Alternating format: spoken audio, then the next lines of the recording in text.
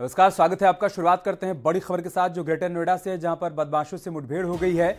इस मुठभेड़ के दौरान 2 बदमाश घायल हो गए हैं। पैर में गोली लगने से 2 बदमाश घायल हुए हैं।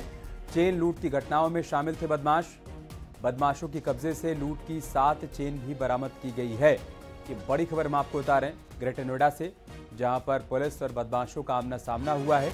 इस मुठभेड़ के दौरान 2 बदमाश घायल हो गए हैं। दोनों के पैर में गोली लगी है। दोनों बदमाशों को गिरफ्तार किया गया है। शुरुआती जानकारी ये मिली है कि दोनों बदमाश चेन लूट की कई घटनाओं को अंजाम दे चुके हैं। फिलहाल मुठभेड़ में इनको गिरफ्तार किया गया है और साथ इनके पास से लूट की 7 चेन भी बरामद कर ली गई है।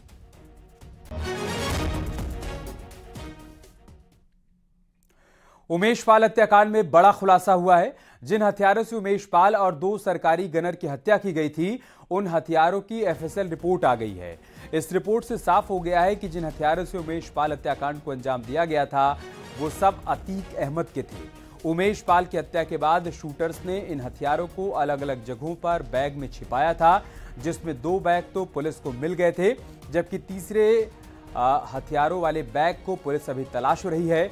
24 फरवरी को उमेश पाल को अतीक के बेटे और उसके शूटर्स ने गोलियों की बौछार कर मौत के घाट उतार दिया था। इस वारदात में 2 सरकारी गनर की भी गोली लगने से मौत हो गई थी।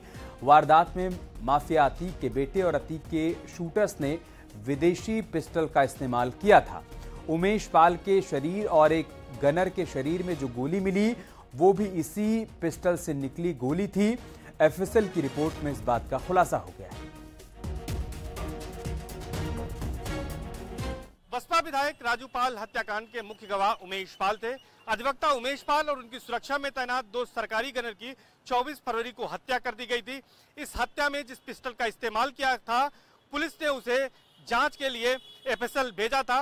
लखनऊ एफएसएल से अब रिपोर्ट आ गई है और रिपोर्ट में बड़ा खुलासा हुआ है कि ऑटो कोल्ट पिस्टल जो कि अतीक अहमद के नाम दर्ज थी, उसी से इन सभी की तीनों की हत्या की गई थी, क्योंकि इनके शरीर में जो गोलियां पाई गई थी और इसके अलावा जो खोखे पाए गए थे, जो बारूद पाए गए थे, गन पाउडर पाए गए थे, उसकी जब एफएसएल में जांच की गई तो बैलिस्टिक रिपोर्ट सेम आई है, यानी कि उसका इस्तेमाल किया गया था। अब यह बात साबित हो चुकी है।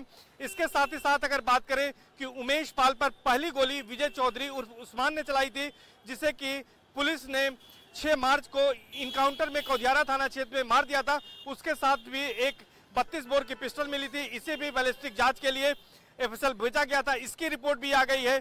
जबकि इस हत्याकांड से जुड़े 3 शूटर बमबाज गुड्डू मुस्लिम, इसके साथ ही साथ साबिर और अरमान फरार हैं। इन पर 5-5 लाख का इनाम घोषित है।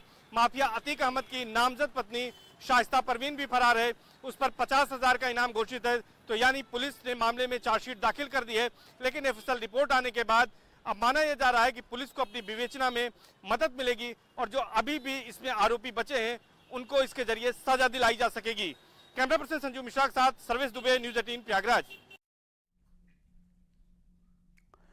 इधर माफिया अतीक अहमद के वकील विजय मिश्रा से जुड़ा एक बड़ा खुलासा हुआ है। खबरों के मुताबिक अतीक की बेनामी संपत्ति की डील के लिए विजय मिश्रा लखनऊ पहुंचा था। किसी बड़े कारोबारी से अतीक की बेनामी संपत्ति की डील होनी थी। संपत्ति डील के दौरान अतीक के परिवार के सदस्य भी मौजूद रहते। संपत्ति डील से पहले विजय मिश्रा ने अतीक के बेटे उमर से भी मुलाकात की थी। लखनऊ जेल में बंद अतीक के बड़े बेटे उमर से उसकी मुलाकात हुई थी। संपत्ति की डील से पहले ही विजय मिश्रा पुलिस के हत्थे चढ़ गया। सूत्रों के मुताबिक 15 करोड़ की किसी संपत्ति के सौदे के लिए विजय मिश्रा लखनऊ गया हुआ था। सौदा होने के बाद मिलने वाली रकम से शाइस्ता और जैनब फातिमा विदेश भागने की फिराक में थी। पुलिस को शुरुआती जांच पड़ताल में ये जानकारी मिली है। फिलहाल विजय मिश्रा से पूछताछ के बाद पुलिस शाइस्ता और जैनब की तलाश कर रही है।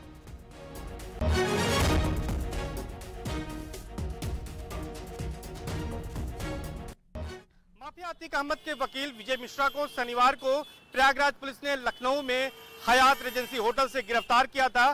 पूछताछ में बड़ा खुलासा हुआ है कि एक जमीन के सौदे को लेकर वहां पर वकील विजय मिश्रा पहुंचा था। दरअसल यह अतीक अहमद की बेशकीमती जमीन थी, जिसका सौदा करीब 15 करोड़ में होने वाला था। हालांकि सौदे के पहले ही पुलिस पहुंच गई और पूरा खेल बिगाड़ दिया गया। लेकिन जानकारी यह मिली है कि जिस समय यह सौदा होता, अतीक अहमद और अशरफ के परिवार के लोग भी मौजूद रहते, यानी शाइस्ता और अशरफ की पत्नी जैनब फातिमा के रहने की उम्मीद थी।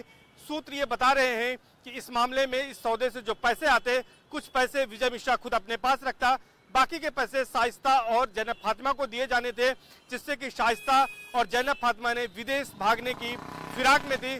दोनों ने तैयारी पूरी कर ली थी, लेकिन इससे पहले पुलिस की कार्रवाई हो गई और वकील विजय मिश्रा गिरफ्तार हो गया, उसे जेल भेज दिया गया और इसके साथ ही साथ शाइस्ता परवीन और जैनब भी होटल से फरार हो गई।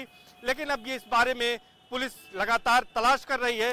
माना जा रहा है कि जिस तरह के इनपुट विजय मिश्रा से पूछताछ में मिले हैं, जल्द ही शाइस्ता और जैनब तक पुलिस पहुंच सकती है। कैमरा पर्सन संजीव मिश्रा के साथ सर्वेश दुबे, न्यूज़ 18 प्रयागराज। और कानपुर में एक डॉक्टर के साथ हैरान करने वाला मामला सामने आया है। घर बैठे बैठे ही डॉक्टर से टोल टैक्स की वसूली कर ली गई। डॉक्टर साहब के पास जिस टोल बूथ पर टैक्स वसूलने का मैसेज आया वो कानपुर से झांसी रूट पर पड़ता है। डॉक्टर साहब ना तो खुद वहां गए और ना ही उन्होंने अपनी गाड़ी किसी को दी। टोल टैक्स कटने का मैसेज मिलने के बाद डॉक्टर ने टोल वसूलने वाली कंपनी से शिकायत की, लेकिन कोई कार्रवाई हुई नहीं। फास्टैग में साइबर फ्रॉड की आशंका को लेकर डॉक्टर साहब ने अब पुलिस कमिश्नर से शिकायत की है और मामले में एफआईआर दर्ज करवाई।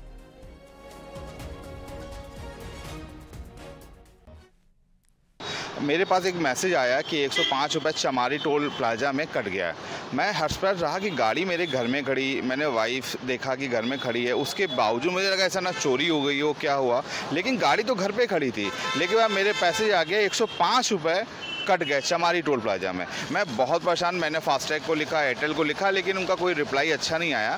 फिर मैंने परेशान होके एक पुलिस को एफआईआर कर दिया है ताकि वो पता कर सके कि ये क्लोन कर रहा है, कोई मेरी गाड़ी का नंबर प्लेट है। अब तो HSRP भी है, सब कुछ होने के बावजूद भी ऐसा हो रहा है।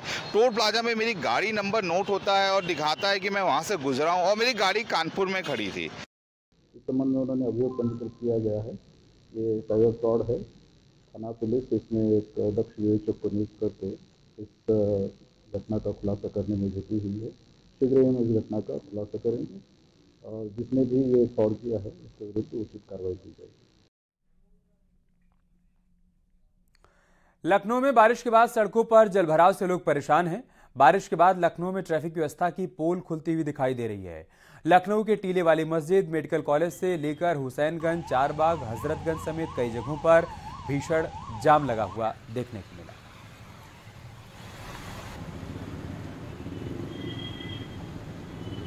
पूरी तरह गाड़ियां जाम में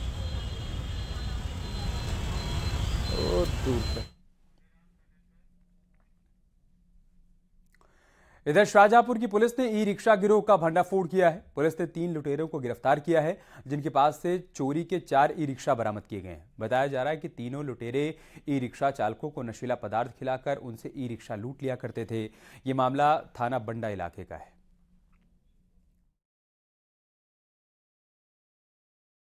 दिनांक 31 जुलाई को थाना बंडा पर एक ई रिक्शा चोरी होने के संबंध में अभियोग पंजीकृत किया गया था। इसी क्रम में मुखबिर की सूचना के आधार पर 3 अभियुक्तों को एक पल्सर मोटरसाइकिल के साथ गिरफ्तार किया गया।